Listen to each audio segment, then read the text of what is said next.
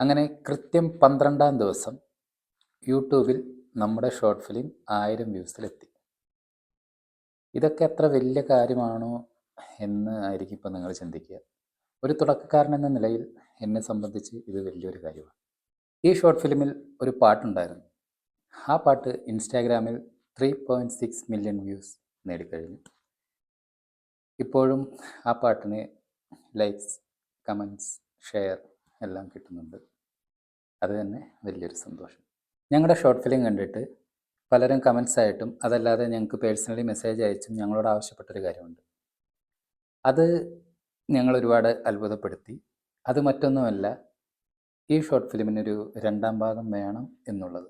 ഇതിൻ്റെ ഒരു 2ാം ഭാഗം, അതിനെക്കുറിച്ച് ഞാൻ ചിന്തിച്ചിട്ട് കൂടി ഉണ്ടായിരുന്നില്ല. പക്ഷേ നിങ്ങളെല്ലാം കാത്തിരിക്കുന്നത് അതിൻ്റെ 2ാം ഭാഗത്തിന് വേണ്ടിയാണെന്നറിഞ്ഞ് സന്തോഷമുണ്ട്.